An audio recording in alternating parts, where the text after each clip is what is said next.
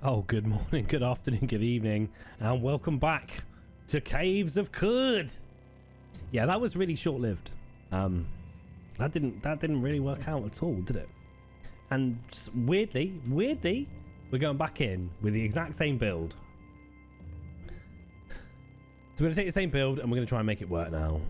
We will smash through Dropper as quickly as possible. I won't bother with all the preamble and explaining everything. We will just get out into Khud and see what we can achieve. Okay, we have covered the basics. We've got all of our starting missions. We have... Oh, what's this? The garrisons of Kibamu, nestled in the crumbling shale and deep within an earth cleft. Here stretches the ancient city-state where soldiers marched to the coronachs of the fallen. I don't know if that's worth checking out or if it might be beyond the level that we want to be exploring at the moment. But hey, we're going to get on with our journey to the Rust Wells. As I said, we've gone through Joppa and gathered together some gear. We've had a pretty good haul from the available chests, etc. Thought I got some gloves. No, I didn't. Sold some junk and bought some ammunition for the musket that we found in a chest. I believe we have to reload every shot though, but there you go. That's what happens. Hopefully we can find a rifle on our journeys and we'll be in a better position. So let's head back out to the Rust Wells and see if we can do better than we did last time. At least made it to the Rust Wells this time without being pounced upon. So let's see if there's anything hanging about the Rust Wells. I'm gonna auto search around the Rust Wells a second. Take out the plants that are about.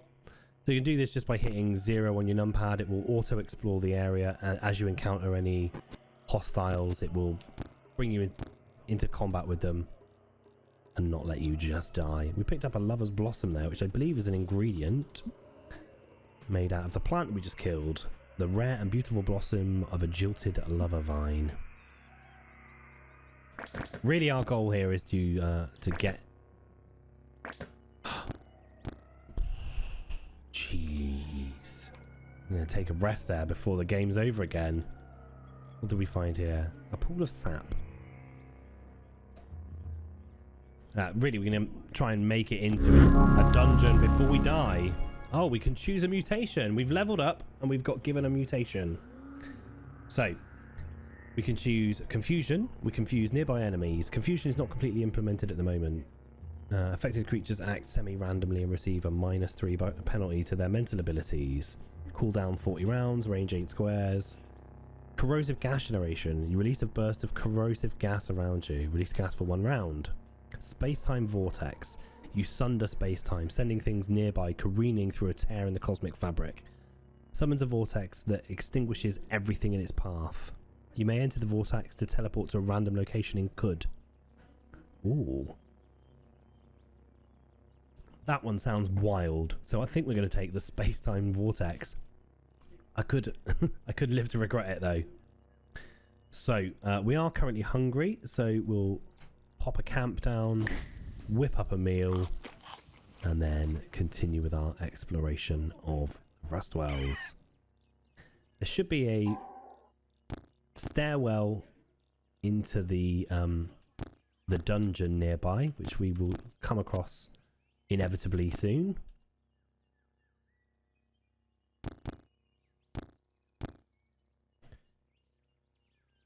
There we go. We found it. What's over here? This... Not quite sure what this is. Some sort of gas? A synthetic mist called the Golden Dawn ascends from its canister to atomize leafage and leave a clear view of the horizon in its wake. A human corpse. So something was here that set off a gas canister. Unusual. He was obviously fighting a dragonfly and decided to just decimate all life around him. Hurrah, we finally made it into the Rust Wells. 1 stratum deep, and we're immediately submerged in water. So we found a little bit of copper wiring, which is really useful for our mission, one of our missions that we get later on in Joppa. This gentleman offered up a little bit too much of a battle for me there. Now, I mean, oftentimes I completely ignore the jilted lovers and other plants attached to the walls in the dungeons, but a kudzu there is quite good. They drop little fruits that you can add as ingredients.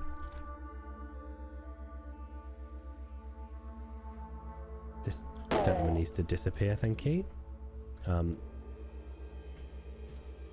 And they're great for fighting, so you can get a little bit of XP bonus, so that's why I'm fighting them today, so we can level up a little bit quicker. This gentleman here is really tough, and he's gonna almost certainly kill me, so I'm gonna back out for a minute.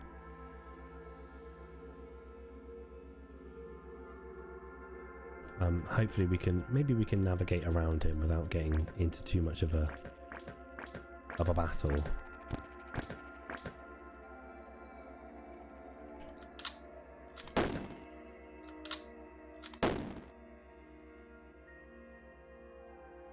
Don't need to fight no seed spitters today. Don't need an iron longsword at the moment.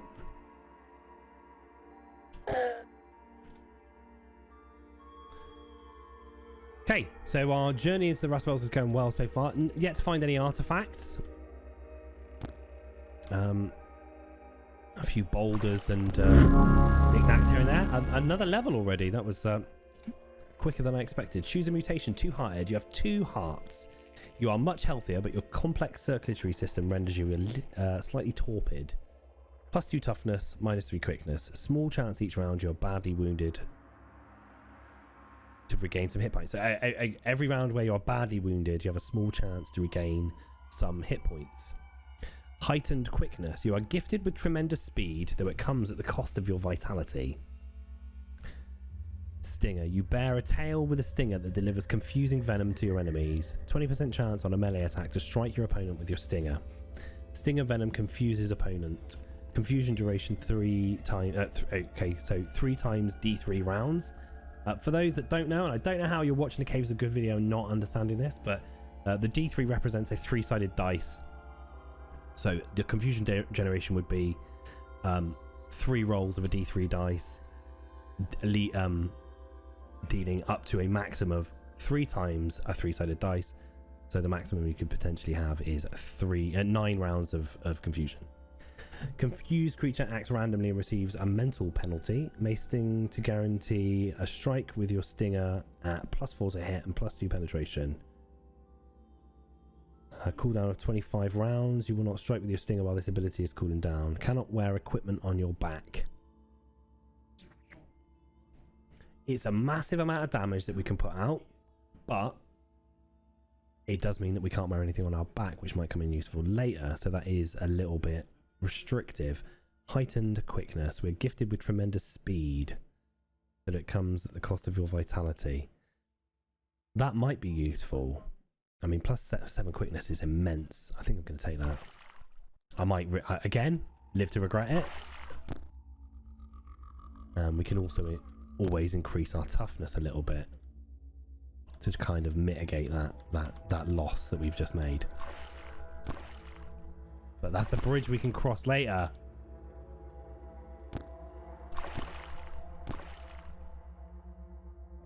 Pick up the kudzu and go down another level.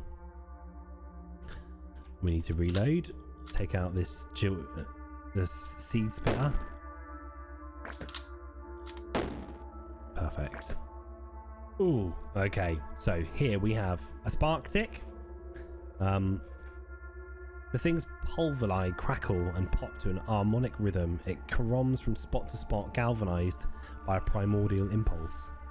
It receives +1 to its 2-hit and penetration rolls for each other hostile swarmer beyond the first, who is in another square adjacent. So again, another swarmer, like the Snapjaws, once there's multiple of them, they get really difficult. And I don't know if the swarmer... Yeah, so he's a swarmer, he's not a swarmer. But they are all hostile, so we're gonna get out of here. If we can find the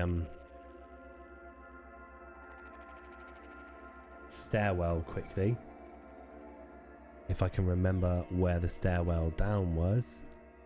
I'm hoping we can get out of here before one of those boys comes and attacks us. Which we will do. We're going to go out. That's a shame. It means we're going to have to go to a different one of the rust wells. But it's definitely a better choice than getting eliminated by all those tough guys.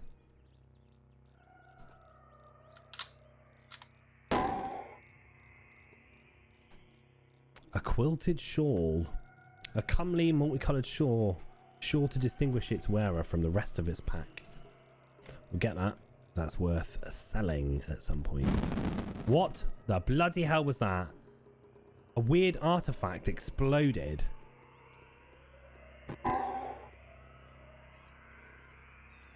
I have never experienced that. I've never seen that. Never seen that.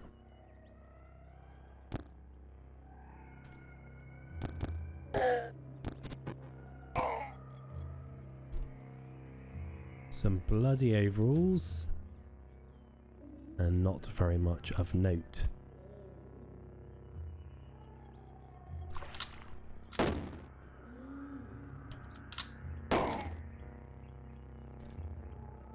A masterwork bronze dagger. See, now this is the kind of thing I'm looking for. Counterweighted daggers.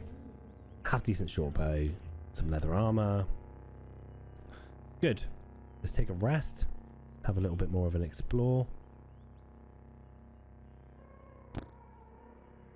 And then see what these goods are we just picked up. We've got a weird artifact on us. I hope that's not something that we picked up that exploded, but I'm sure I'd know if it exploded in my hands. Counterweighted steel short sword. That's got the prefix counterweighted, which gives it some additional skill increases. A light sword meant for close combat, +1 to hit. So short blade, the counterweighted adds +1 to hit. Nice. And the masterwork bronze dagger, a crudely constructed metal knife. The weapon scores critical hits twice as often. We do not have skill in short blades or daggers or whatever, so that's no good to us. It is, however, worth holding on to. We might be able to sell it. We might be able to equip a potential follower with it.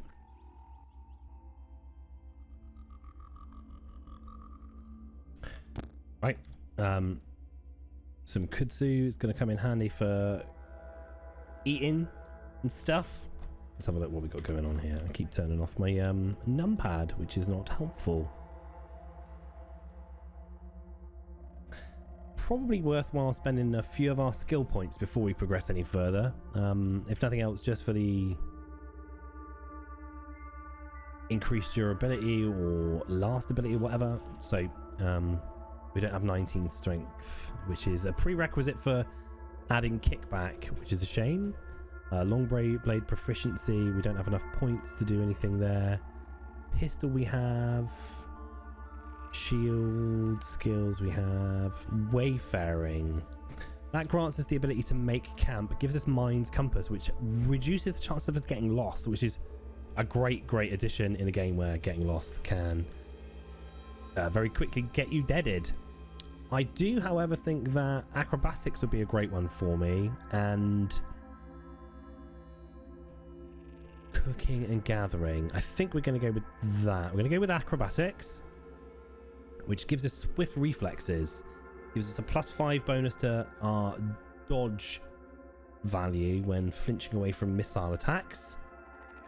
And then cooking and gathering gives us meal preparation. While at a campfire, you can cook from recipes, choose up to 2 ingredients to cook with, and preserve fresh foods. If we then get Spicer, it gives us 3 ingredients instead of 2. And then hopefully we can get Harvestry and Butchery, allowing us to Acquire ingredients easier. Carbide chef. Whenever you gain a level and 5% of the time you explore a new map, you become inspired for 2 days.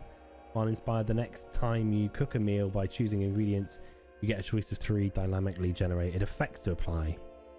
Nice.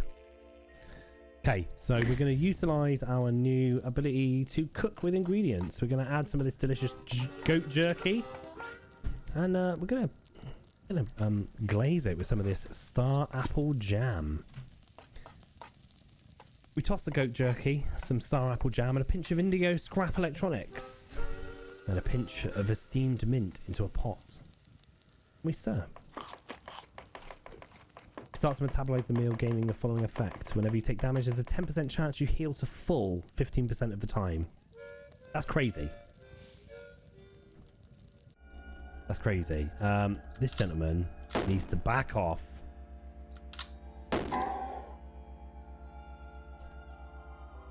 No, thank you. What on earth is this?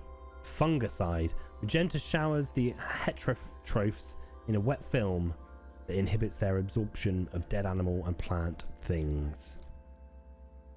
I have no idea what that does. But I don't wish to be surrounded by it too frequently. So we've got some copper nugget. Again, good trade value there. I'm a little concerned about what might be around the next corner. So I'm going to take it a bit slowly. Leather moccasins. They don't weigh too much. We might be able to sell them.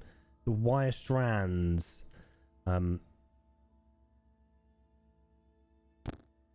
They will come in handy for our next missions again.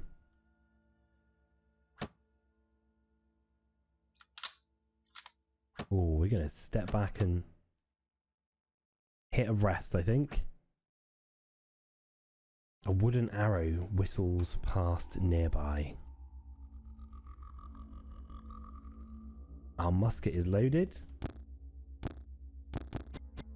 Oh, jeez. Snapjaw Hunter, how are you doing? You're injured.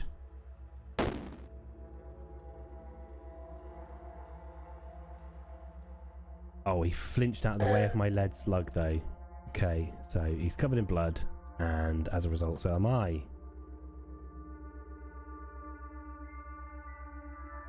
Yeah, we're not going to clean it off just for the sake of eating it.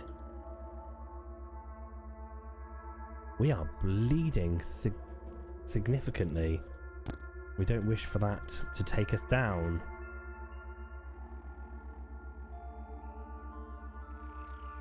Some trash.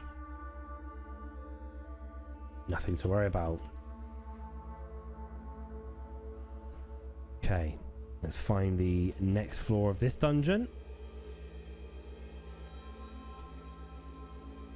What is this? A cloth robe. It looked a bit more fancy than it is, which is a shame.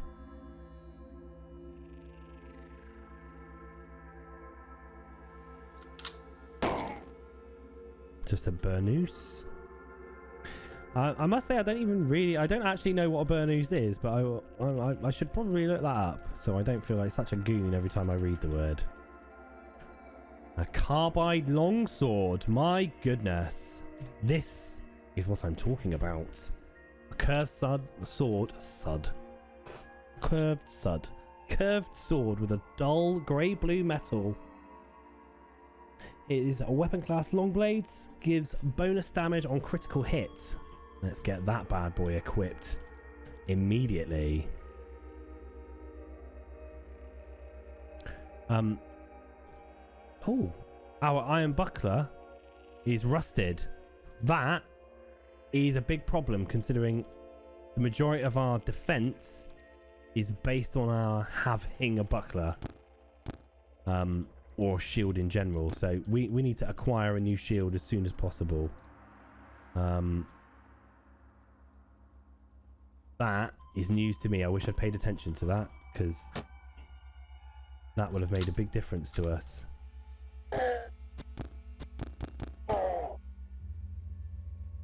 Neither of these are carrying a buckler, so that's no help. Here's hoping that we can locate a chest nearby.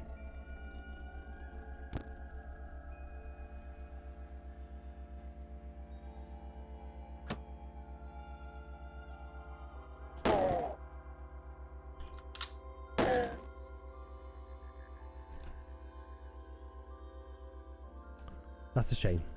That's a shame. I hoped we would find a new shield before venturing further down this dungeon.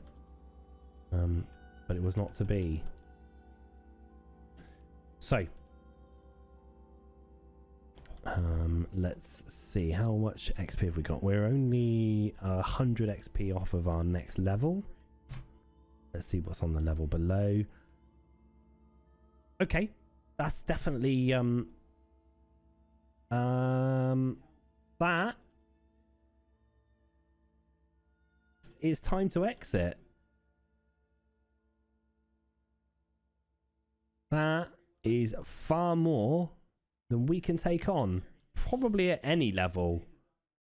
So we've got a spark tick, some giant centipedes, some scavengers, snapjaws, and a vine spitter, a seed spitter. So now it's run time. Hopefully none of them follow us. None of them followed us.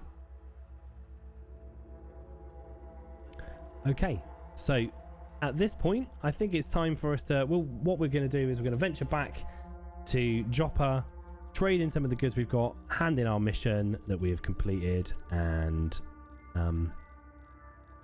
maybe venture somewhere else in Kud until we've leveled up enough to take on a dungeon full of hostiles. I've been Arsenic Candy. You've been absolutely great for joining me. I've had a great time. At least we made it to the end of an episode without being dead. You have a great day, and I'll catch you on the next episode. Take care now. Bye bye.